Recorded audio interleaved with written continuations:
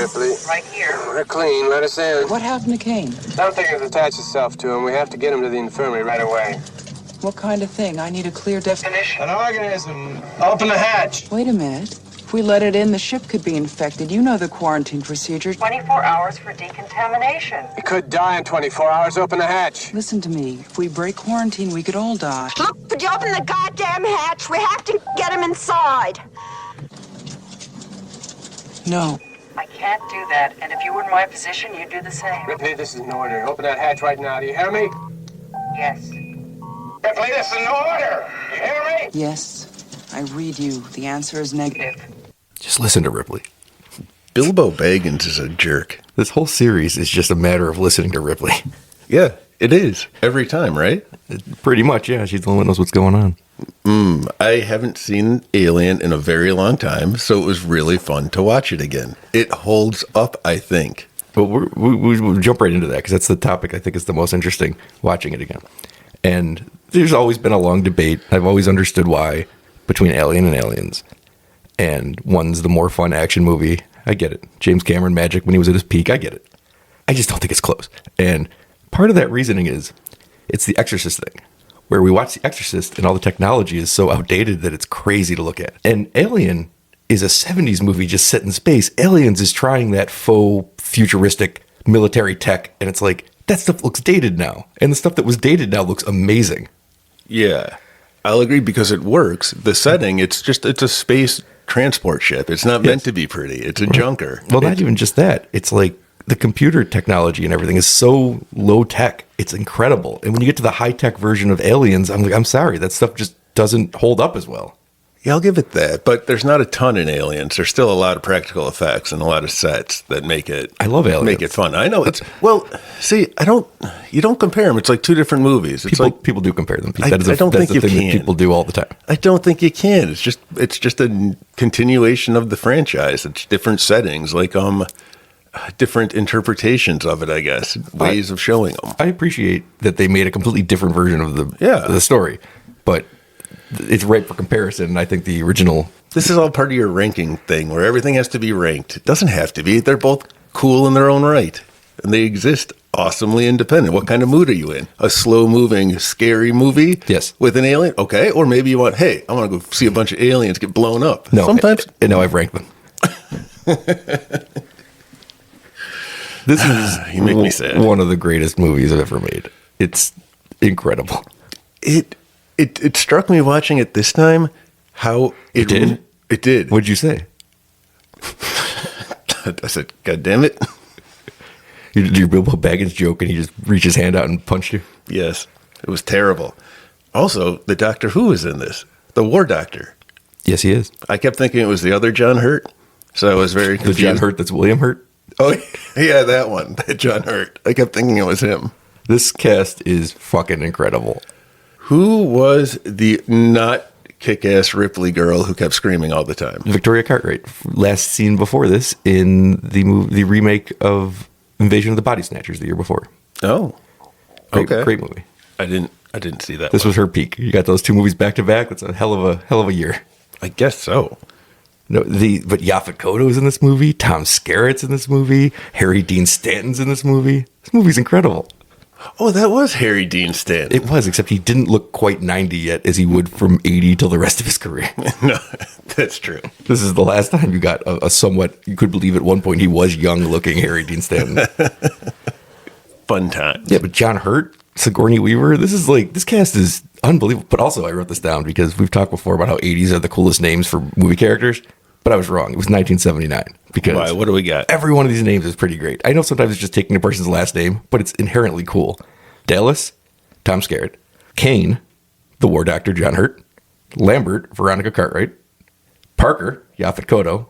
Brett, Harry Dean Stanton. Ash, Ian Holm. Jones the Cat. And Ripley, Sigourney Weaver. These are fucking cool names. Yeah, they are. Brent? Was it Brett? Brett. I liked his shirt, by the way. Yeah. A fantastic Hawaiian shirt. Not enough to notice who was wearing it the entire movie. All I could focus on was the shirt, man. That's all I saw. And you know what I thought? I want it. I want it so bad it hurts. Well, you probably get it. John hurts. They do those recreations of stuff in media all the time for t-shirts. You could probably get it. I probably could, but then I'd have to like do something, and that's a lot of work. This movie was released in the year of our Lord, 1979. The year of my am I my own Lord? The year of my birth? We were born in 1979, which makes this technology From the same womb. funny and scary. I thought the technology worked in this movie still. I thought so, because it's so weird and ancient that it adds to the fear of, oh, these stupid people in this flying space bucket. Well, this movie was directed by Ridley Scott before this blew him up, basically. He had made one movie before, of his name I don't remember, The Duelist or something like that. Okay. And then he got this movie, and this movie could have gone very simply another way. It's written by Dan O'Bannon, who wrote and directed Return of the Living Dead. That's his thing that I like the most. It's not Alien, but basically this is a big thing. Okay. He also wrote Total Recall and a 1995 movie called Screamers. I know, that's a Jennifer Biel movie. Jennifer Rubin. Jennifer Rubin. It was a Jennifer movie. I was close. I like Jennifer. I saw that. We saw that in the theater in 1995. We were the ones. Yep. Didn't we have free passes or something? Yes. Like to go to a sneak preview? Don't know how we got them. I don't remember. I got them somehow. Yeah. How did I get them? I didn't go anywhere. I don't know, Did I it's just great. find them one day? I think they were a record theater or something. Oh, yeah. All right. Remember that when that was a thing, record theater? Mm-hmm. I think they were. I think that was it. So Ridley Scott gets this movie, and so many of these 70s movies have the same aesthetic and they look the same. And this one does not, because it's a director who's not making a schlocky sci-fi movie. He brings real artistry to something that the genre did not have in 1979, really. Well, we're talking the horror genre, right? Because A horror movie set in a sci-fi aesthetic. a sci-fi aesthetic set in a horror movie. Yeah, good enough. I didn't listen to what I said. I was just trying to say the words. Well, Ridley Scott would go on to direct Blade Runner, Thelma and Louise, Gladiator, Napoleon, The Martian. He's going to make the new Gladiator movie coming out. He made a sequel to Gladiator, believe it or not. Really? Is it the one where he dies and goes to hell, or he becomes immortal and then he fights gods? There was a very complicated script to that. No, Russell Crowe's not in it because Russell Crowe is 400 pounds fatter than he was when he made Gladiator.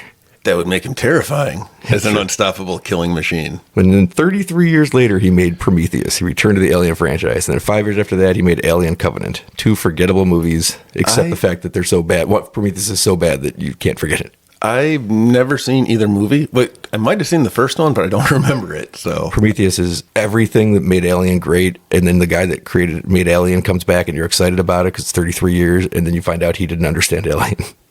what? Okay, so I don't really, I don't know the mythos or the canon of these xenomorphs. When are they called xenomorphs, by the way? Which, like, by aliens? I think in Aliens. Okay, because I couldn't remember. But regardless, I didn't know, because I don't know. bit I remember from Prometheus, there was like, I don't know, like giant people or something that were Yes. the kings of aliens or something. If I remember right, it gives you like the backstory of the ancient guy they find on the planet in the. Oh, the guy who in the crash ship in Alien? Yeah, and like, Oh, that makes sense. That who the ship. fuck watched Alien and was like, you know what, I need a movie about. You know what though? I don't remember Ridley that. Scott, I guess, is the answer to that question. Right, asked and answered. Yeah. I didn't remember basically the whole beginning to Alien because it's been so long. I forgot they find the ship with the big pilot guy with the that's chest the guy, burst open. Right. I forgot all of that was there. So it was kind of cool watching it again. It's a really good setup, and it was the scale of everything and the size of that ship. Yeah. And then Alien Covenant is just like, I think he got so much criticism of Prometheus. He's like, oh, I can make a fun Alien movie. And then he went and he kind of remade Alien, just like is a fun 2000s movie. It's weird. Interesting. It's like the same plot. It's like the exact same plot. It just has, modern stuff to it. And it's like, who asked for this? I don't understand what Ridley Scott's doing. He's just collecting checks, I think. Well, he's made good movies, so I don't know why he was making these. I didn't hate Covenant. It's fine. All right. That was the second one? Yeah, it's not fine. the first one. Okay. Well, because it seems to me that the aliens just get around by people stumbling across them and they infect them and then spread. Yep. Okay, because they don't fly their own ships. They don't seem to have. Every time I've seen an alien, it's not like, toting weapons or driving a car to a job. No, we don't know what it's like on their home planet. That's why I said every time I see them. I'm not gonna speculate. So this might interest you. The Doubt it. music in the film was done by Jerry Goldsmith, who we've heard before in Gremlins and Gremlins 2. Ooh, those are movies I like. He also did The Omen and Yeah. Psycho 2, a bunch of Star Trek, and 1999's The Mummy. I like The Mummy with Brendan Fraser. Do you know that might have been one of the first DVDs I bought? Well, Pete, you remember, we just talked about The Mummy on this podcast when we did a watch-along that we definitely recorded before this. I don't. Oh, that's right. I bet you anything I'm going to tell that story later in the future. I know. I was so curious if you'd remember that. In the past. And you didn't. No. What? The other most famous name we need to know from this, obviously, is H.R. Giger, who created the alien. Good old H.R. Puffin Stuff. That's what I kept thinking it was, because the Puffin Stuff guys were pretty creepy, too. They could have put in the place of the xenomorphs easy. Sigmund and the Sea Monsters? I don't know anything about H.R. Puffin Stuff. Don't? He's your friend when things get rough. He can't do a little, and he can't do enough. I gotta be honest, it sounds like he's grooming you. Exactly, that's what I'm saying. Those xenomorphs have their little... No, that's not grooming. That's just straight up rape. They're terrible. Yes. That's the whole thing, right? It's supposed to be... What was Giger's deal? Oh, he was a freak. I don't know enough about him. I thought he was H.R. Puffin Stuff, so clearly I don't know enough about Giger. He is a freak who loves the idea of combining man with machine. I can see that in the design. And his designs for this movie are the best maybe in any movie in the history of movies. That's a bold claim. I don't know about that. That alien looks fucking incredible. The ship looks fucking incredible. Nostromo. The last thing I saw, this made me realize that it's these xenomorphs, hands down, that are my favorites. Because I always compare them. More Than Your Children? No, I forgot about them. Again, Kitty is not going to be pleased. You put no qualifiers on that. They are your favorites. They are. But, real quick, speaking of the children that I always forget about, Sam woke up the other day, the 8-year-old, and he said... That's a relief. He said, that's a relief. He came over and he said, I woke up at 7-Eleven, and then I walked home. No, I know. Good for him. I'm very impressed. Is that his first ever dream? I don't know. No, that wasn't the dream. He woke up at 7 a.m. and 11 minutes, and he turned it into a pun as a natural instinct. I am so impressed. Oh, wow. Alien was made on an $11 million budget, which is $47 million today. And it made $184.7 million, which is $789.5 million today. That's a pretty low budget. They got a lot of mileage for that. Yes. They sure did. I mean, $47 million is not that low a budget before things ballooned out of control with how Hollywood charges for things. Yeah. It's a different era in 1979.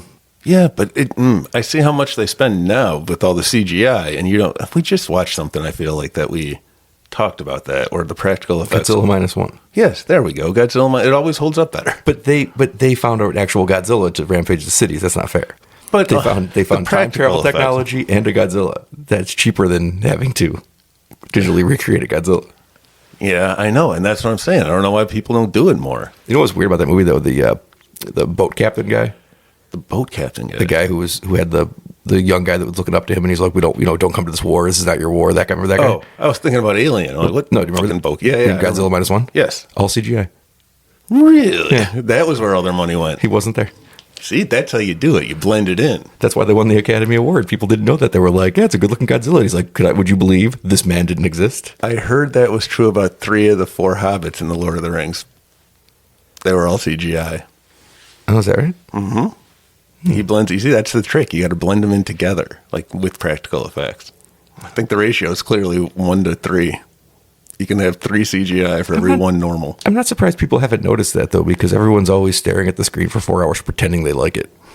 What, in Lord of the Rings? Yes. Or just every movie that exists now? Lord of the Rings. By the way, I think it is Paramount Plus or perhaps the Peacock. It's Peacock and Peacock Rocks. They have a whole series, it like tells you crime or comedy or there's one that says under or 90-minute movies. They're catching on, man. They know what's what. I love Peacock. I love it so much. You have Peacock now so that you could watch Lisa Frankenstein, which we also already talked about before this recording. Fascinating. I hope I enjoyed the movie. No, you already talked about it. I hope I enjoyed it. I don't know, Pete. I don't know about you. I don't know about me either. I was waiting to find out what genre of film you liked, and you were like, under 90 minutes. that is my new favorite category. It's been a long time coming. I remember laughing at Kitty years ago. 90 minutes. What are you, a child? And now that's all I want. I want it to be 90 minutes or less. Peter, are you familiar with the Save the Cat plot device? I am familiar with the Save the Cat plot device, and I was so excited to see it. I knew it was there, but I forgot how prominent it was throughout the movie. Well, it's unleashed differently here than the standard. Usually, in screenwriting, the Save the Cat moment comes in the first act so you can identify who the good person is. This whole movie is built out of the Save the Cat moment. You're right. You're right. It was. That was a big driver. It was the climax. It was the real heroic moment came at the end, and it was saving the cat. I like that she did save him. It made me happy but you know what's, by the way, I'll give you a quick little sneak peek for the credit check because I got it. Where is it? The cat, Jones was trained by Animals Unlimited, but there was no American Humane Society thing that says no animals were harmed during the filming of this movie. So I'm concerned. I have a lot of concerns. Well, she shows up in the sequel. Are we sure? I don't know. I haven't seen Aliens in a while. I'm like, when am I going to get to 1986 movies? Never. Right. Well, maybe someday. Aliens is fun. Yeah. I just watched it recently. I agree, but I've seen it like so many times. I need like a really compelling reason to go back, I think. Agreed. Yeah. Because, I think I might want to see it again. The kids might like it. Maybe one day you will. Maybe. No. Yes. I think it's too scary for Fred. Everything's too scary for Fred. I don't know what we watched. She made it through Damsel with Millie Bobby Brown. That was, I guess, she was scared though at certain points. Because of the dragon? Yeah. Spoiler alert, the dragon's a good guy. Do you think that her fear of things like movies and stuff will go away once she starts sensing the patterns of movies? She already does that, and she tells herself, these are just actors, and her... No, I don't mean that. I mean, like, nothing bad is going to happen to the main character when she's in there with the dragon in the first 2/3 of this movie. Okay, I don't think she's there. She hasn't figured out stories yet and how they work. Because I'm thinking back to... we're in May now. Thinking back a month and a half when I was watching the WrestleMania, which was a month and a half ago, and in the main event, the good guy was trying to beat the bad guy, and everybody knows that The Rock's got to come out and be a part of this whole thing. But the crowd's like buying all these near falls, like who's going to win, and I'm like, how the fuck are you buying a near fall before The Rock comes out? They didn't build this whole WrestleMania around this where The Rock's not going to come out here and have something to do with it. So it just blew my mind watching people like, oh, I thought that was it. I'm like, how the fuck did you think that was it? You ain't seen The Rock yet. But were they not just being excited and cheering because they're excited to be there? Don't care. You're stupid. Did you just want everyone to sit there silently until The Rock appeared? Yes, because you should be punished for your storytelling. I'm sorry, but I believe this in film and I believe this in everything else. If you set up something that has to happen, it is inherently not as interesting until that thing happens. And you're tricking yourselves, and it's fake, and I do not like fake. This is such an absolute deafening silence as a judgment on their story. As a judgment on their storytelling. Their story was good. The storytelling and questionable. Also shame on all of the wrestlers for taking part in propagating such a terrible story and playing their bit. Yes. Okay. Shame on everyone. You need a Hollywood writer to go in there and be like, look, if you promise that there's a rabbit coming out of the hat, why would I want to watch the magic show until the rabbit shows up? All right. I'm not going to argue with you. It's just an interesting way to view the world. Yes. That's why I have so many friends. All right. Where were we? We were on the Nostromo. We've just been awoken because the ship sensors have identified something on a remote, desolate planet, and we have to go investigate, which is bullshit because we are not a ship equipped for this. Yeah, that was brought up. Yes. It wasn't Ripley, was it? I don't know. I don't think Ripley really takes control of any situation until that moment we played at the beginning. Like the first 20 minutes of this movie, 30 minutes of the movie, you don't know who the main character is. There's no way to know. Yep. You assume it's Tom Skerritt. Because he's the captain, and that's usually who the main character is in these things. And he's a man, and it's 1979. Mm-hmm. Which actually does bring up the more interesting point that this is 1979. It's 1 year after Laurie Strode, and the combination, if you were to just morph together Laurie Strode and Ellen Ripley, that is what Final Girls are now and have been for the last 45 years. Yeah, you're right. They're the combination. This is the moment in time, those two movies, where this began. I mean, there was Final Girls before, and there's been very many takes on it after, but every single one you've seen has traits of one of those two women in it, and that is what Final Girls are. Absolutely. And it's almost always now the fight back. There's not just straight up victims as a final girl. Yes. They have agency of some and manner. That started here with Alien. Ripley is so kick-ass. She's amazing. Just fucking great. Like, what a great character and what a great performance. She's so kick-ass that you understand completely why when somebody was going to make a sequel, they're like, well, we're just going to make her an action hero. Because did you see this movie? She's the most badass character. And that's what we want to watch, the fun parts of fighting the aliens. Right. Which reminded me, that was what's fun with the Alien, and it's always Alien versus Predator. Just, for whatever reason, those two are linked in my head. Is it because of the comic book series and movies called Alien versus Predator? Probably, because they've been around forever, and it's such a cool concept. Is there anyone else they can fight? I'm sure they fought the Star Trek people at some point. I'm sure there was a comic crossover. I know Predator fought Batman. I feel like I remember that. I think he's fighting Wolverine relatively recently. That sounds cool. I didn't read it, so I don't know why I'm saying I'm expecting a movie with Hugh Jackman fighting a Predator, though. That would be pretty fun. That'd be amazing. But after watching Alien again, it's Alien hands down, the coolest of them. Even after, because all I've seen recently. Even Prey. I thought Prey had a really cool Predator, but I'm like, fucking an alien would murder the shit out of you. That was the point I was just going to make. Like, Alien would totally murder you. Yes. Because they're awesome. And they're goddamn acid blood. Yes, and they're scary as shit in this movie. I mean, the one is scary as shit in this movie. Yep. So I guess that's what makes 2 so much fun, because now you'd get that. It's borrowing all of the fear you have from the first one to be like, now there's hundreds of them. But now that means you can up the body count with cool explosions and stuff. And another great cast. I mean, I don't want to talk about aliens. There's no point in talking about aliens. No. But it does have a pretty good cast as well.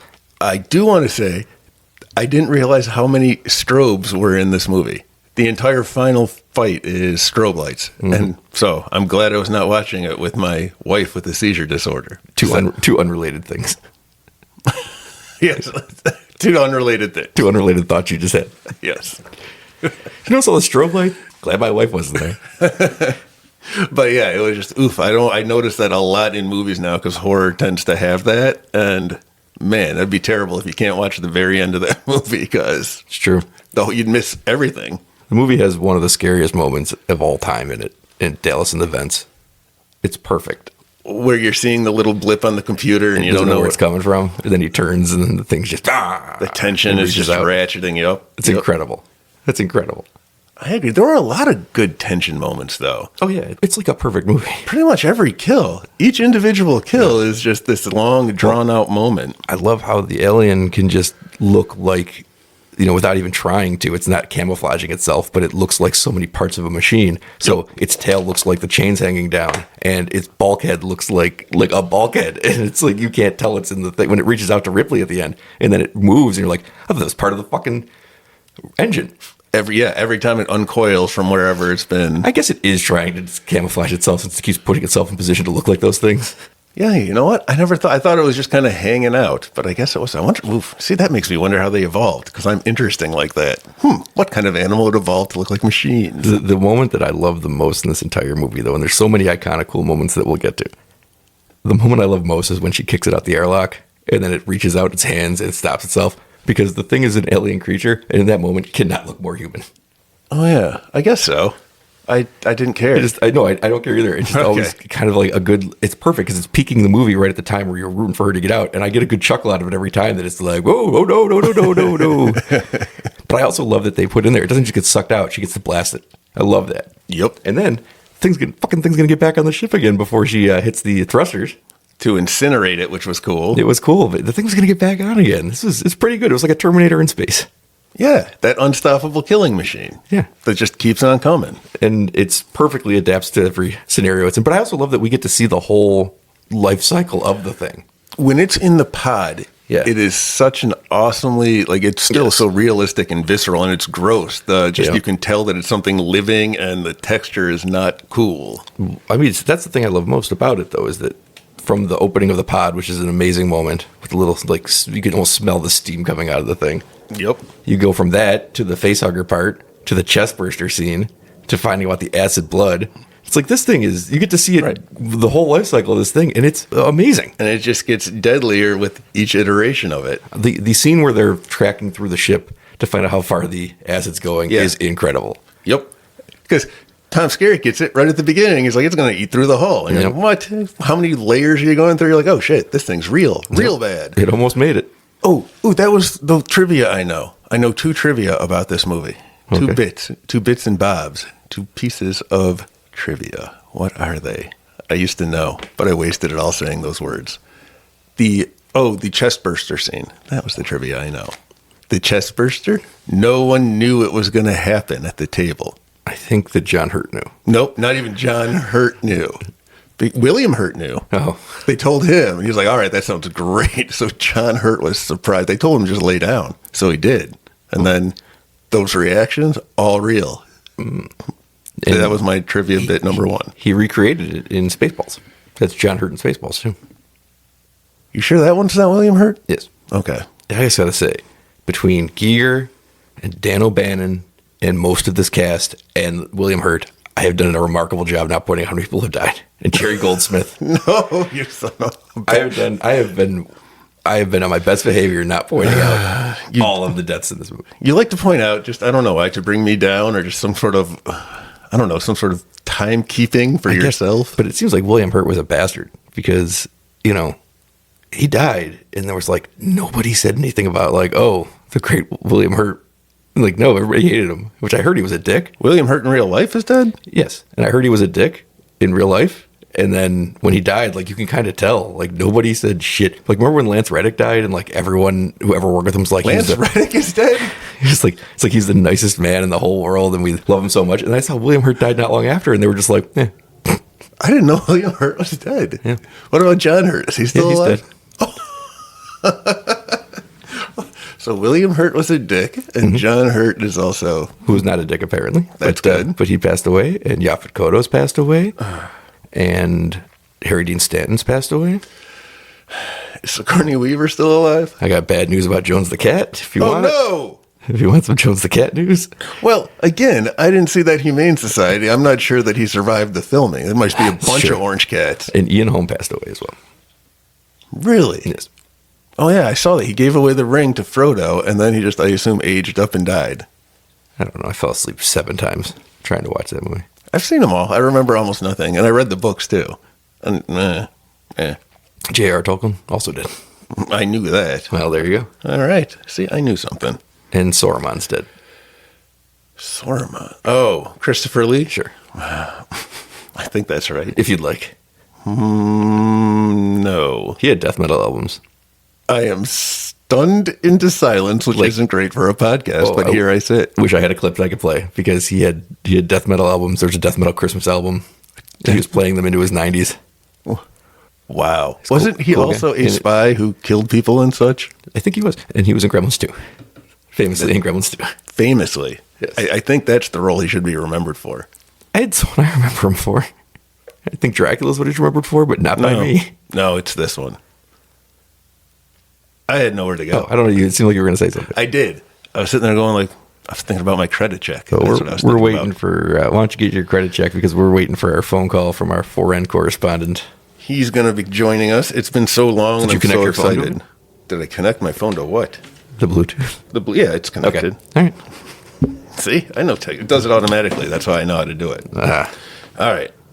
I got my credit check. Let's do it. I already gave you the first little one with Jones the Cat and the disturbing news. Let's see here. There wasn't a lot going on. There were no best boys of note. I think there were other best boys. Not best boys, but best grips. Electrical best boy. Do you know who the voice of Mother was? I did, but I didn't write it down. I looked it up yesterday. It was Helen Horton. Yeah. She heard a who? Is that what you were? You've been reading my notes, No. you son of a bitch. But I know that she's someone's grandmother. I think she's the grandmother of... I don't know why I sat there and thought for a long time, but of course she's probably somebody's grandmother. I assume a lot of people become grandparents. A lot don't, but I think a lot do. I would say that every single person who's ever been born has a grandparent. That might be controversial. But I think you're right. She's the grandmother of English actress Lily James. Why do that? I don't know. That name sounds familiar. Lily James from Downton Abbey? Nope. And Cinderella? Nope. And I believe she was just in the Iron Claw movie about the Von Erich tragedies. Nope. Yes, so I guess I don't know who she is. And she was Pamela Anderson in Pam and Tommy. I did not know that. The movie where Jason Mantzoukas voices Tommy. Really? No, hold on. You got to let me finish a sentence. No, really? The movie where Jason Mantzoukas voices Tommy Lee's penis. All right, we'll go back to that later because I'm fascinated. But also, I have just a couple things. Are we going to go back to that? I might. I'm fascinated. Maybe off podcast. What was interesting to me was the actors showed up after all of the production cast. When you watch it, they go through everyone who worked on it, all the special effects and everything, and then it's like, oh yeah, and these people talked, and that was how that rolled. And the last thing I knew, that was it. It was the voice of Mother. This was all my joke about the Horton Hears a Who, and you ruined it for me, and you stole it because you knew it was good. Not 7-Eleven, and I walked home. Good, but pretty solid. I don't think it was good. It just was there. Well, that's what I excel at, finding those. Longtime listeners may recall that on a very early episode of this podcast, I made a very low-hanging fruit joke, and Pete called it out as saying, I wasn't going to say it because it's such low-hanging fruit. Well, I guess now you're ripe for the vine here. You're just going to pick them right off the floor. That's what she said. It doesn't make it. Oh, that's right. That's a good bit you've been doing for a year. Pick them up right off the floor. I don't understand you. Oh. Hello? Hello? Hello. Am I the 11th caller? You are surprisingly the first caller. This is the 5th time you've called in, I think, and every single one of those times, it's been the perfect moment in the podcast because we have run out of things to say. Which is funny because I've seen a lot about this movie. But it also always comes at a natural stopping point where it's like, stretch. Oh, there it is. Well, I do get the tickets to Darien Lake, right? Oh, yeah, that's right. That's what everyone wins. Tickets to Darien Lake. Yeah. And that's it. Spin Doctors concert. I miss the Spin Doctors. Do you really? I'm so excited you're back, Ken. Oh, thank you. I'm excited to be back. So I'm very happy. I'm very happy to hear both of your voices. All right, I'm happy too because I've just been stuck with Brian forever. He is though. He's been silent over there. Pete's been recording with only me for most of the last 3 months, and he's losing his mind. I've noticed there's been good shows though, so he doesn't listen, so he wouldn't know that. That's a testament to both of you. That's a testament to both of you. We're talking about Alien, the first one. I know. Did you guys do a watch along or just talking about it? No, we didn't do the watch along, which I thought would be kind of funny because then you would call in and we just describe what's happening to you. But it was easier to do it this way. Oh no, run, Sigourney, and I could be oral passing down an oral tradition of Alien. Yeah. We devolve.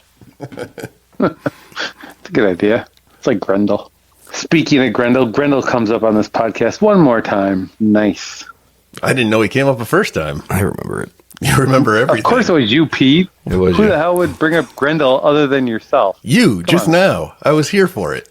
Because I listened to that podcast and it just popped into my head. The only people that would bring up Grendel on this podcast are the same people that would bring up Tom Waits on this podcast. Yeah. Speaking of which. Yeah, speaking of, when's he going to do a new album? Any way in on Alien, Ken? Or do you want to hear? I saved one fact that I know, like trivia, a tidbit about Alien. Okay. Do you want to hear it? Well, since I don't know what you guys have been talking about, I'll hear the tidbit first, and then maybe I'll weigh in on something. Okay. So, my tidbit is that part where Sigourney Weaver has to take off all her clothes because it's like a horror movie and you need to have the naked women. That was a good spot. That she had a full bush at the time and refused to shave it, and it made Ridley Scott very, very angry, and she absolutely refused. And she said, if you're going to make me wear that, I'm just going to do this. And he had to digitally remove everything to not get every strand of pubic hair to not get a bad rating. I was saving that one just for you. Appreciated. And I was going to add on to that. I think this, and probably the second one too, are the only time she's been hot in her whole career. What the fuck? I got a back of Brian here. What? Did you not see Heartbreakers? Well, tell me it. No, I didn't see it. When did that come out? Heartbreakers?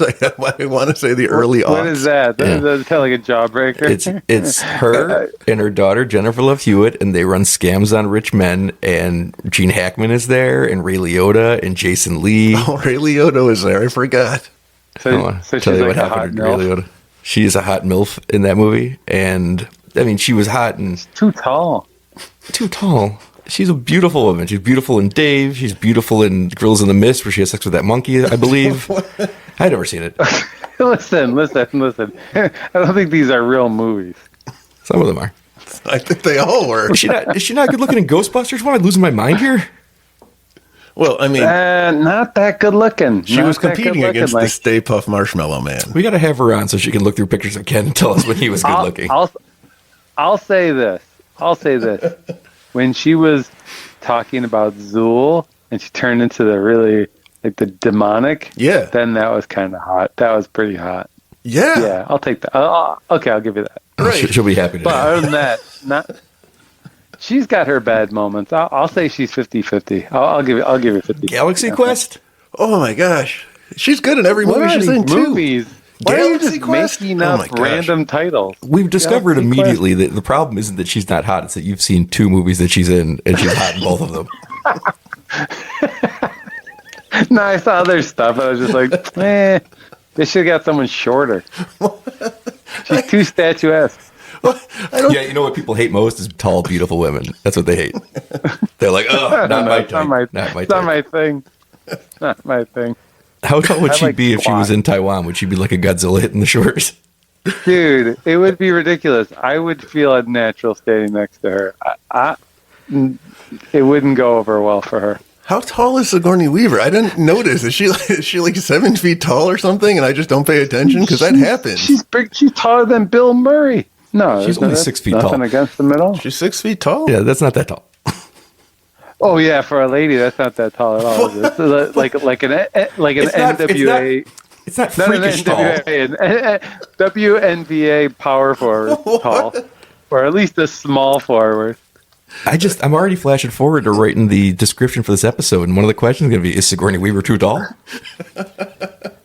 She is. She's 3 inches too tall. Oh man! At least I'd say 4. Ooh, you are so specific. It is just such like what's too short? Is it like 3 inches lower than that? I need to see past your hair. Okay, done. That's all I gotta say.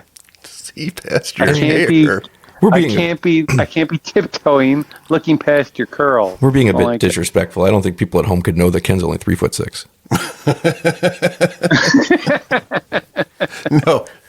No, it's 1'3". Hey, that has nothing to do with it, Brian. Just find another one of you, stack on top of each other, put on a trench coat, and it'll be fine. Yeah, get it done. Get it done, Barnes. I didn't really have anything else to say, but I did see that there was an online Twitter feud about exactly what we were talking about. Is Alien sci-fi or horror? And now I'm kind of... Well, I didn't really say it wasn't horror. I just said it's more sci-fi than horror. I kind of stick by that still, but I do see the horror elements. But I think there's slightly more sci-fi elements, that's all. Pause to edit in audio of Ken saying, it's not horror, it's not horror, it's sci-fi. Unpause. Okay. Ken, I'm never going to edit that in, so don't worry about it. People can go back and listen to the top 10 movies episode. Yeah, I want to change mine. I'm sure I've mentioned that. We'll do that again. We should just make that an annual event. To be honest, we'll just have a new person on every time with you, and then we'll just keep adding a person. So 1 year it'll just be 4 hours, 5 hours long, with like 100 people coming in here to get their top 10 movies. Can I just use the same list from last year? Yeah, you don't have a list. Oh, whew. Thank God. Exactly. You don't rank things. Remember? Oh, that began this episode where I asked him to rank 2 movies, and he failed to do it. Which ones? Alien 1 and Alien 2? That is correct. I'm going to go with Alien... they're both good, yeah. See? They're both Alien good. 1, though. They're both good. Alien 1 for the underwear. Ooh, that's hard to beat. Yeah. Nope. If only she didn't have such gigantic proportions. She weren't a giant. That's what she said. Yay! That's what she said. Well, that's not the first one of those. Like, she's in a spaceship, and it's like she has nobody to really, in that moment, she has nobody to, there's no real, you don't really know what the ratios are. You know what I'm saying? It's a spaceship. So she'd be very short. You bring up an interesting point, actually, accidentally, because it's not the point you're trying to make. Why wouldn't she have a giant bush? Sure? She's lost out in space. Who's she trimming for? Yeah. That's Ridley Scott's thing, man. I don't know. I think she just understands In the the role future, better. but in the 80s she did. But in the future, everyone's going to be all waxed. They're going to be all lasered down there. That's true. And This is a like real forever. That's permanent. This is a real case of method acting versus the director's world building, and I don't know who's right. It's hard to say. It's hard to say. There's no pubic hair in she's the been- 2045s. I don't know when this movie takes place. I never even looked. Yeah. If she was stuck in that capsule for so long, her pubes would be way past her knees, probably. Well, I'm assuming the bodily functions stop Past her knee. since they don't age. I don't know. Do they? Yeah, because in Alien, she's up after like 57 years and she hasn't aged a minute. 21-22. But isn't she bald? That's Alien 3. Oh, okay, never mind. Never Well, mind. would My argument is falling apart. Would that be better, though? Because then you can see past her hair. That's true. I do like that better, actually. So I'm going to say she's hot in Alien 3, too. Did I mention how hot she was? You know who's really Just hot? a bit tall. Is John Hurt, but not as hot as he was in The Elephant Man. Elephant Man John Hurt. I'm a human Dude, he had elephants lining up. Hey, Ken. But Did you know Yeah. that John Hurt and William Hurt are two different people? And I did not know that. And- Pete, and I and- think they're both suspects. they're both dead, so don't worry. Pete learned that today. Wait, which one's John Hurt? John Hurt is in this movie. He's the one who has the chest burster scene. Oh, okay. So he's like the less of the hurts. What the He's fuck? less hurt. He was the war doctor. I think he was more hurt, to be honest. Well, it burst right out of his No, chest. but isn't William Hurt the bigger actor? Was he? Can anybody name 3 William Hurt movies? Because I can name can't a ton name of John one. Hurt Elephant movies. Man. That's John Hurt. Elephant Man 1, Elephant Man 2, Elephant Man 3. I can name 3. The whole Elephant Man universe is John Hurt. I can't name a single William Hurt movie. Elephant Man Comes Home. He's in Broadcast News, I think, and he's in... Elephant Man Goes to the Circus. I was just going to say that one. He's in Kiss of the Spider Woman with Raul Yeah. Julia. Got some bad news for you about him, too. Oh, no. Elephant Man's Big Adventure. Also a good one. Big Top Elephant Man. No, but he's in a bunch of stuff. He's in a lot of that drama. I feel like don't he watch a lot was. of that stuff, but But you know who yeah, I'm he was like actually in thinking the of? 90s. I'm thinking of The Big Lebowski. That's who I think of when I think of William Hurt, and I can't name a single William Hurt movie.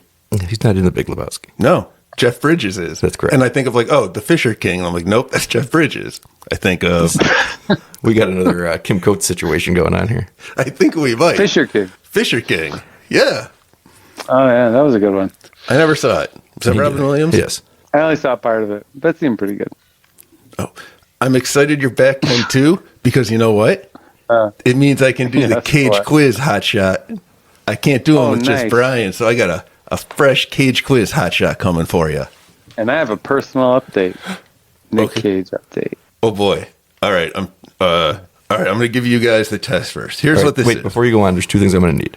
I'm going to go take a break and let you 2 enjoy this because I don't want to give you the option of doing your case quiz hot shot. And number 2, Pete, please put your pants back on. I got to take them off. I got to take them off so I can breathe. I'm way too He excited. knows I'm here. And when you said you had a personal Nic Cage update, he just straight unzipped. Look, it's my basement, my rules.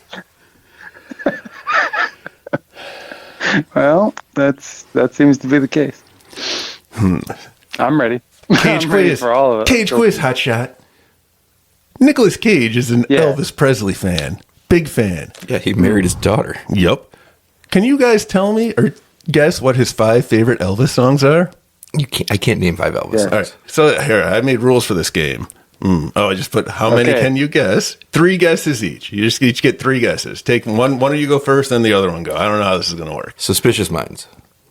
Okay. I'm going to make a little note for Brian and Ken. Ken. A little less talk, a little more action. What's that one? A little less conversation, a little more action. Okay. Yeah. All right. That one. Brian. Heartbreak Hotel. Okay. Ken. I'm gonna say it's not really his song, but Hound Dog. Ken, none of these are his songs. Well, you're probably right about that. You're probably absolutely right about that. Except for Suspicious Minds, I would guess would be his. And now I will pick the only other movie of his I know, or a song of his I know, Jailhouse Rock. Okay. Ken?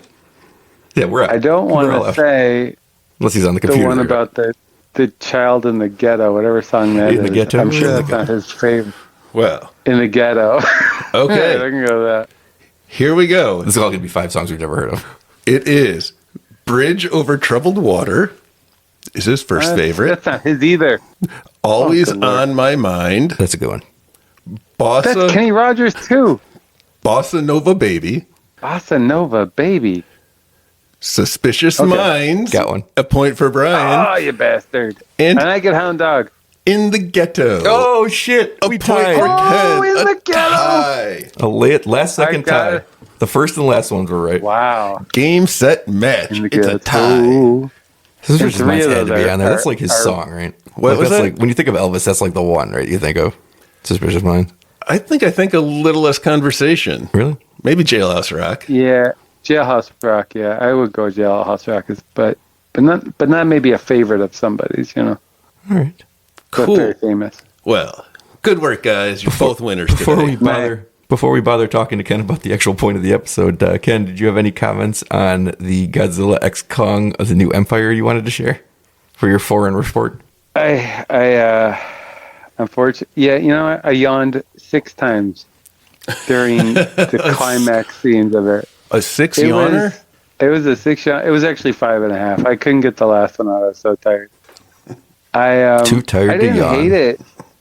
Too tired to yawn, man. Like, it was way too much CGI. And it's not like it was bad, but it was all just like, it was all stuff you've seen before. So it wasn't anything special. It wasn't mixed with any, you know, real footage or anything. So I just hate King Kong. And I thought that King Kong was better this time.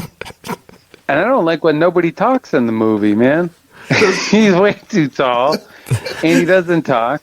The part where nobody talks, I thought were the highlights of the movie, because I hated this movie too. And I thought at least they did something new for a minute, and they give you like extended scenes of apes interacting without speech. And I was like, at least there's something to look at that's not been done 100 times in the series already. I kind of agree with that, because I thought they did Kong better this time, but I still can't stand King Kong. And the fact that half the cast doesn't talk, like you get the girl, she doesn't talk, you get the people down in the hole, they don't talk. It's like, what is this horse shit? It might as well have been a silent movie, because the mute girl, deaf girl, I never heard her try to talk. Maybe she probably can't. I don't know. They never expanded that lore. You know, I've never paid attention. It didn't matter to the plot at any point. She meets a whole race of people who also communicate telepathically, so you can just watch them communicate and never speak for another hour.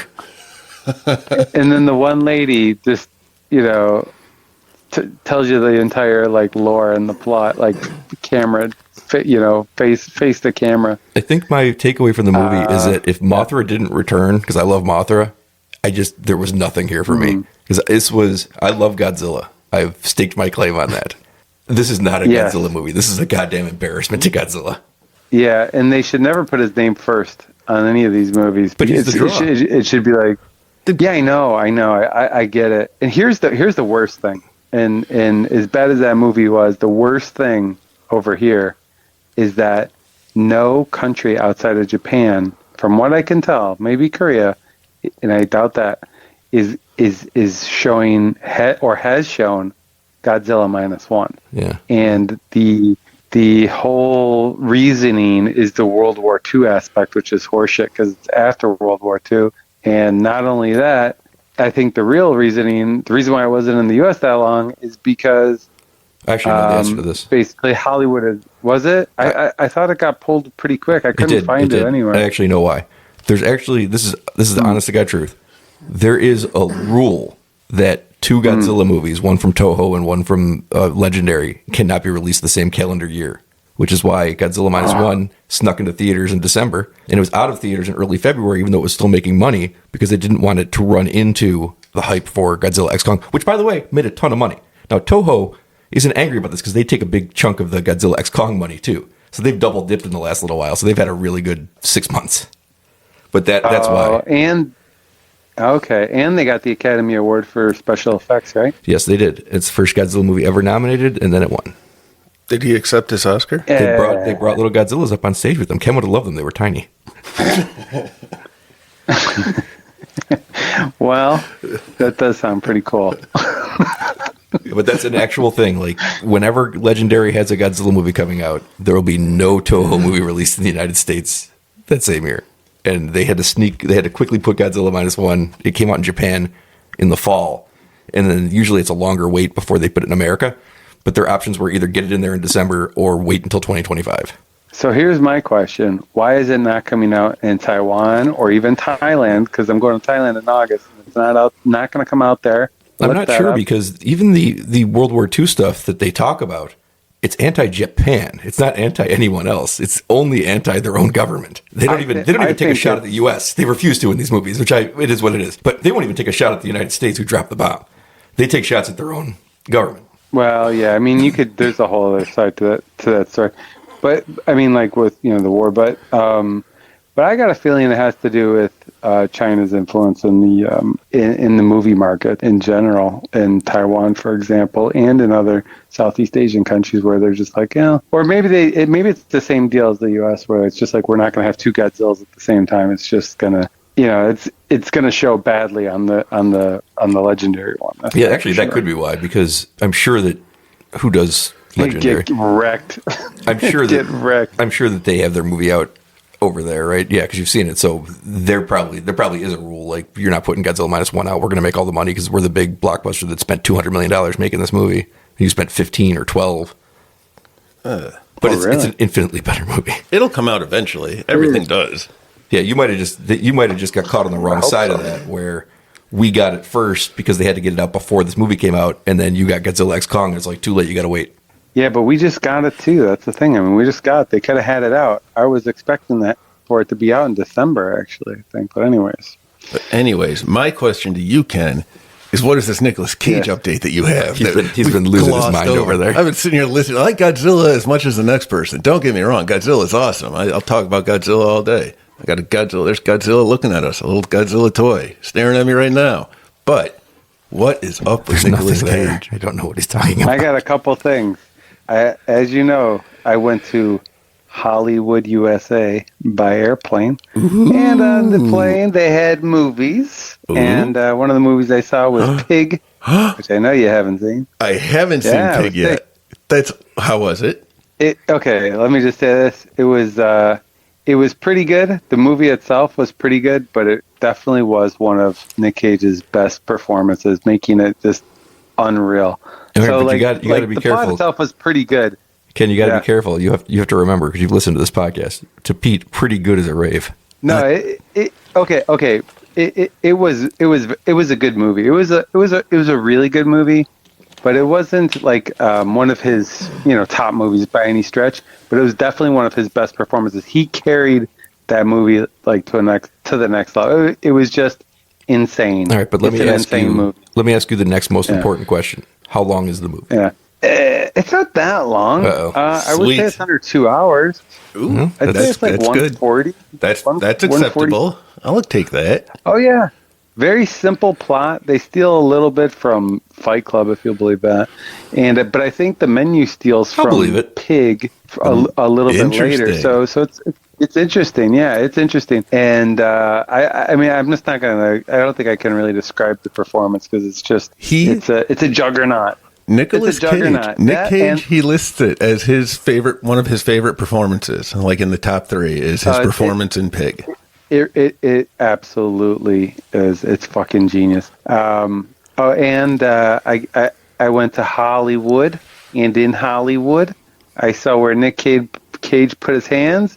What? And guess where I put my hands? What? Right on top your of pants. them. One of them, okay? And the other one, the stronger one, was in my pants. Oh, and then, my gosh. Nicolas Cage. I got it.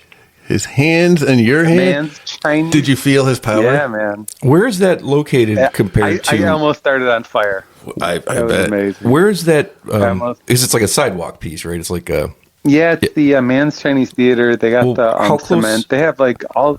How close is that one? close? How close is that one to the 3 slabs they had to use to get the giant hands of Sigourney Weaver onto the pavement?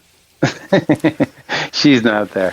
Not as far as I can tell. She's on there. She's down there. It's A-listers over there. I mean, she's got a star, and I found the Nic Cage star too, and I found the Godzilla star. Did you take pictures of these for Pete? A Godzilla I did. star? And I sent them to his phone. He has them all. I told you they're blurred out, and I have to click on them to look at them, and that's just a step. It's a step too far. Are they blurred out, or did you not have your contacts in? No, pretty sure we've been through this before. You know, to be fair, I haven't looked back, and I did check those messages in the morning. You had other Nic Cage news too, you said, Ken, or no? Because Pete's chomping at the bit to give us something from his Nic Cage notebook. He has a literal notebook full of Nic Cage nonsense.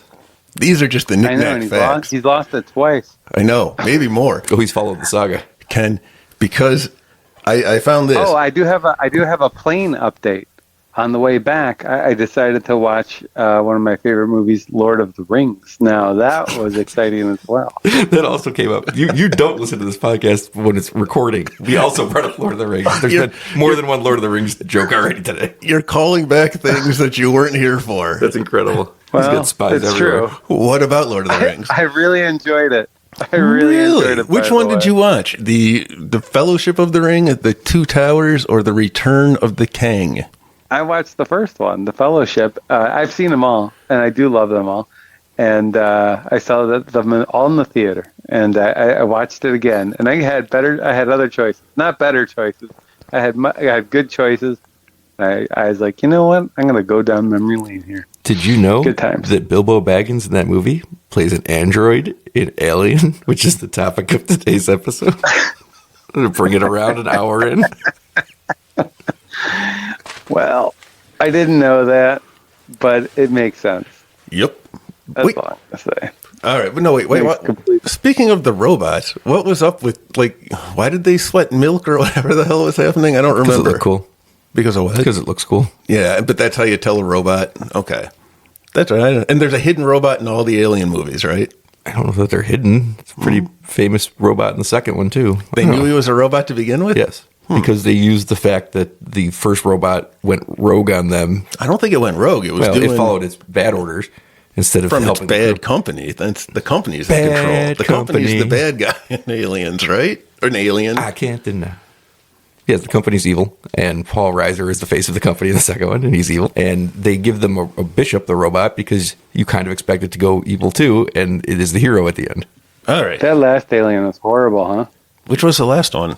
I don't know. This came out 4 years ago, 5 years ago? Covenant? Yeah. We talked about that too. I didn't like it. I like the movie enough because it's so nonsense, whereas Prometheus is so self-righteous and terrible. But there is a new Alien movie coming out this summer from Evil Dead 2013 director Fede Alvarez. I think I heard that. And it goes back to all of the original aesthetics. Be good, then. Yeah, he's a good director, and it goes back to all the original aesthetics. He told Ridley Scott, he's like, I'm really excited to work on Alien, and I'm dismissing everything you did post-Alien. And that's what I wanted to hear too. Including Aliens? No, well, he didn't make Aliens, Ridley Scott. So okay. he's all the Prometheus stuff, all the stuff about architects and nonsense. He's like, yeah, we're not doing that. And I was like, great. I like that, though. I like Prometheus. I didn't like Prometheus. What about the knick-knack fact, though, P? The knick-knack fact. Holding back on the knick-knack fact? I'm holding back. I'm not holding back on a knick-knack fact. I'll give you the stack of facts that you lack. That's whack. All right. Did you know? So one time, Nicolas Cage, in fact, I can't believe I forgot it, but the story of you touching Nicolas Cage's hands, where his hands were, and being filled with the power filled me with my memory to look back. So dig this groovy Nic Cage news. One time, he got into an argument with David Cronenberg about the mantis being the most ferocious insect. Cronenberg says dragonfly larva. He claims the alien in Alien is based on it because it shoots its teeth out when it attacks. Wow. Did you know, Ken, you're not the only one who's had your hands where Nicolas Cage has had his hands? Because I once fingered Lisa Marie Presley.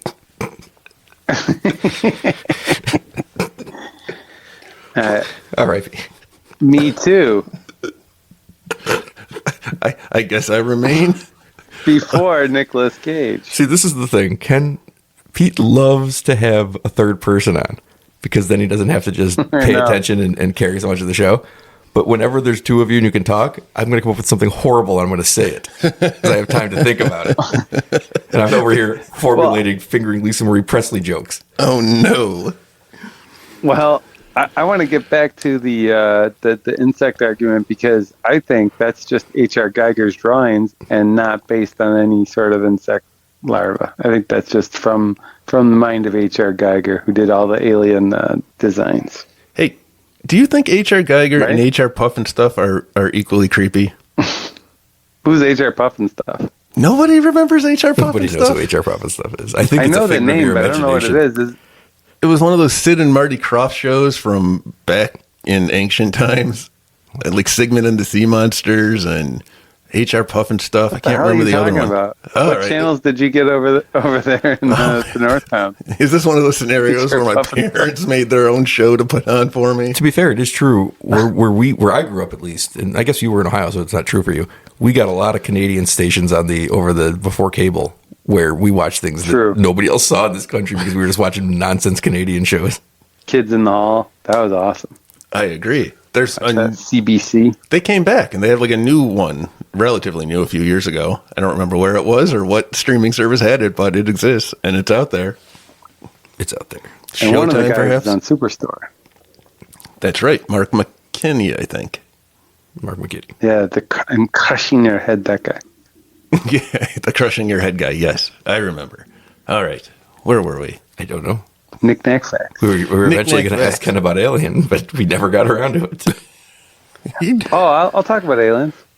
Aliens? Like the E.T. ones or the little grays? Or Ken, how many fingers does E.T. have?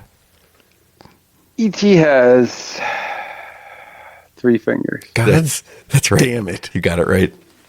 That is not correct. Yep. That is not correct. Hey, Ken, how many fingers do you have?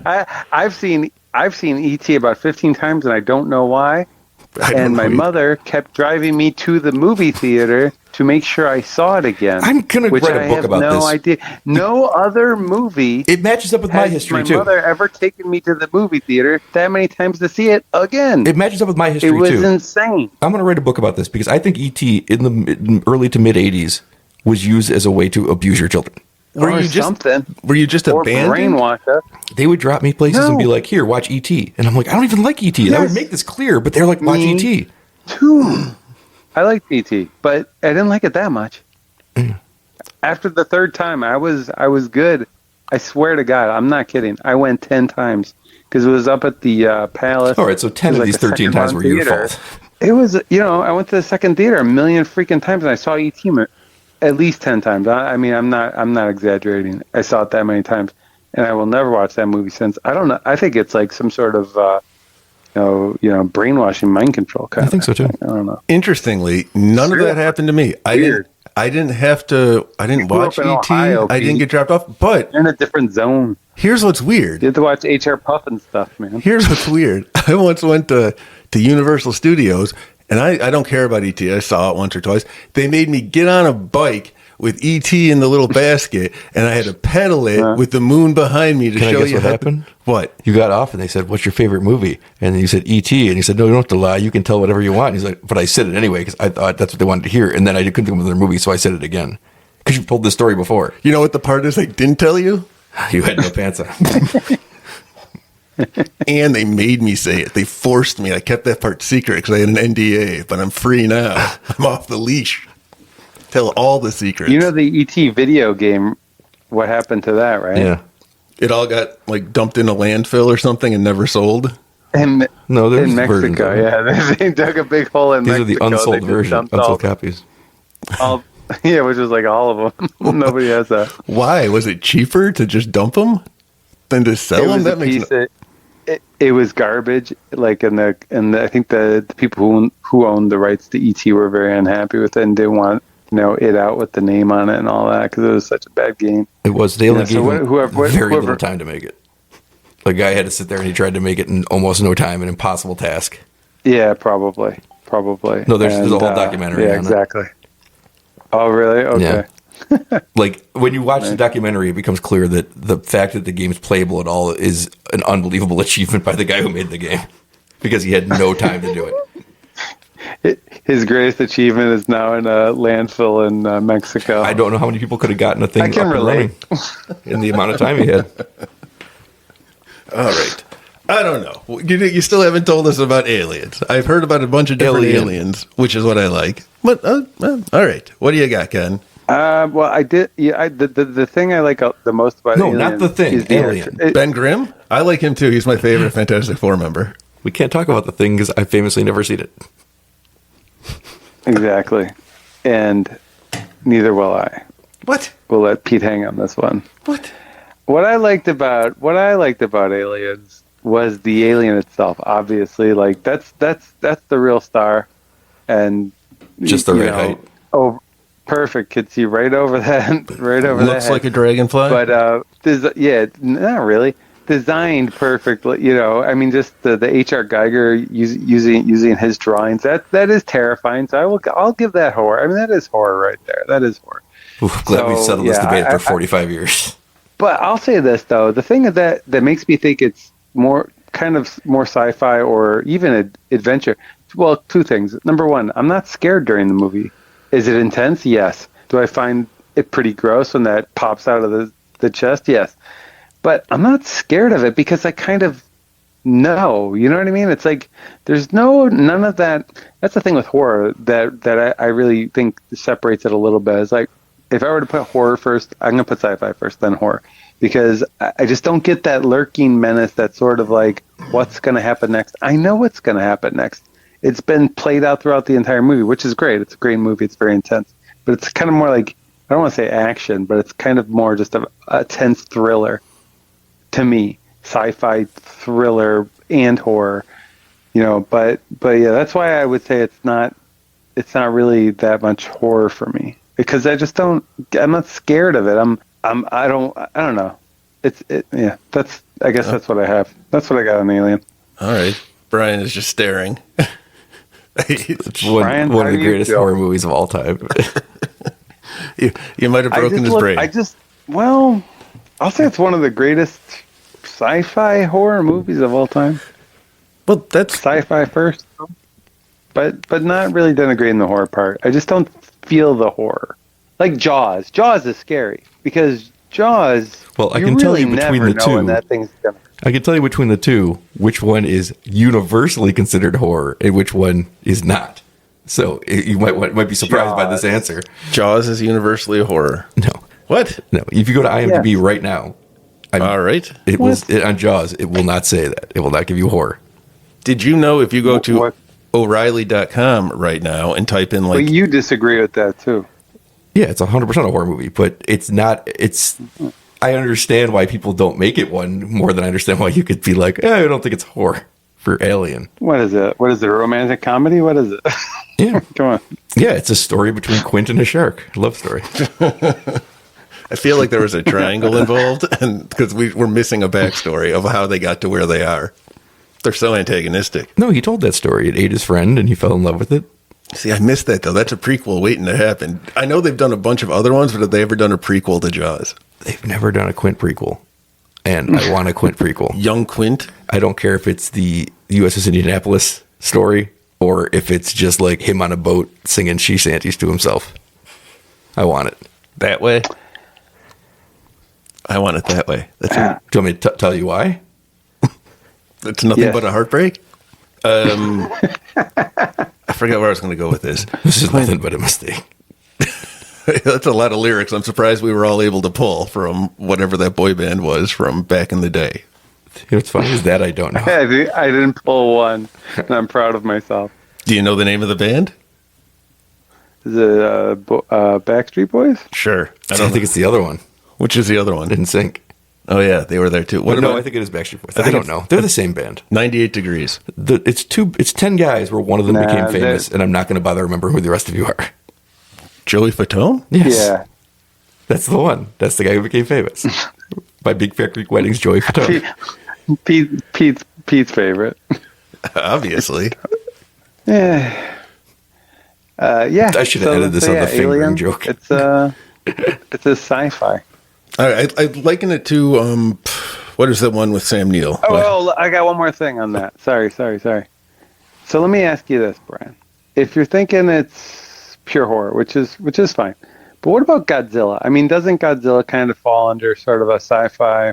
Because it's not really that scary either. You're waiting for it to take down stuff.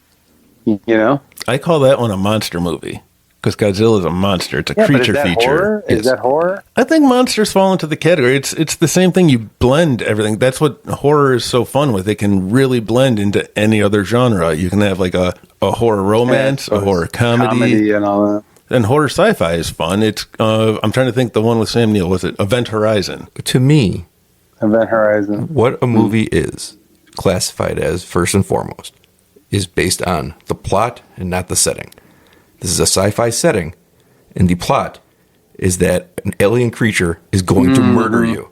It is a horror story in a sci-fi aesthetic. The same way that I think Godzilla, you're right. the original Godzilla, is a horror movie in a drama. And Godzilla Minus One but is also a horror a movie sci drama. with some sci-fi. But some of those some of those middle Godzillas are just not that at all because they're ridiculous kaiju battles, which I love. I love how dumb they are. But those I wouldn't classify the same as the original Godzilla or Godzilla Minus One. It's the intent of the movie, what the story is. For example, take a comedy. Like, comedy's so subjective that there's a lot of comedies that people love that I don't think are funny. But I'm not going to strip away their opinion that they're a comedy because the intent was to be a comedy. I agree then. So it doesn't need to scare me to be horror. It's not really about the sci-fi. It's not really like, plumbing the depths of some sort of scientific idea about the future, about space, or about reality, or anything like that. It's really just to scare the shit out of you with an H.R. Geiger sort of. It doesn't need to scare you to still be horror. True. The same way that, like, I don't know, Caddyshack doesn't have to make you laugh to be a comedy. It is a comedy. Whether it worked or not, it's a different thing. Yeah, good point. I stand corrected, unfortunately. I define a movie as something that somebody filmed and I watched. He defines it as something under 90 minutes. Under 90 minutes, preferably with Nicolas Cage. Yeah. I mean, I'm okay with seeing other movies for variety, but if I had to pick like one movie, it would be Nicolas Cage. That's the movie. That's the movie. All right. Can't disagree with that. Are we wrapped up? Are there any final thoughts on Alien? Yep, I'm ready to record. Yeah, we don't know if this recorded either. No, I do know it recorded. That's what you say now. The ones, there's a problem with the memory card, the SD card. And I don't know, the fact that they recorded the last several times is stunning. Because this time I tested it and it seems to be working great. And it's not giving me the errors anymore. Other ones, it wouldn't record all those tests we did, but then it would somehow record the only thing out of like the 5 times it didn't record was the one episode we recorded, which really worked out well because I didn't want to re-record it. So fingers crossed, Ken. All right. Well, we can always, I can always revisit whenever you guys need a helping hand. I ain't got nothing. I don't know. Is anyone going to plug anything?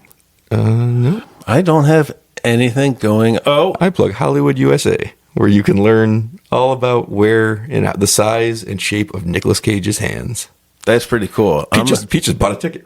I'm going to click that button on the picture one of these days, Ken, and then I'll tell you all about it. Hollywood, Pete.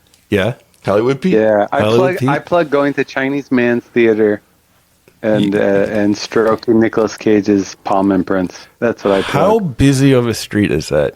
It's pretty busy. There's a good amount of homeless people. There's these people that'll if you take their picture, they'll surround you and demand $20. Okay. So don't take anybody's picture. It's getting a little dicey. What if I do that, and then while they're surrounding me asking for money, I'm hidden from view because I'm standing on Nicolas Cage's square, and then I pry it out with a crowbar, and then give them all their money and run away with that whole square. Do you think I could do it? I don't think you can get the. I don't think you can get the cement. The Star you might have more luck with. You might be able to chip away at that. I don't think we can get to California. Where is California? Is that close to Hollywood? It's close. Go west, my son. You ever been to Hollywood, Pete? West, you said? Up? You ever been to Hollywood? Hollywood, yeah, I have. Wow. I saw the sign. He's big timing me. I saw the sign, and I saw other stuff, but I was 8 years old, so I don't remember a lot. I was also very young when I was there. And then, yeah, I don't think I've been back to California since. That's my life travels. All right. I think it is time to end this episode. Okay. The end. Alien is wonderful. It holds up. Yeah. Alien is actually awesome. a horror movie. No, you know what? You've convinced me, Ken. It's a sci-fi He movie. convinced you by changing his opinion. You son of a I bitch. hope I at least convinced you. It's that a sci-fi Sigourney movie. Weaver is far too tall. No, you'll never convince me of that. You're bonkers insane and there's something wrong with you. But yes, it's a sci-fi movie. I don't like being intimidated. All right. Till next time.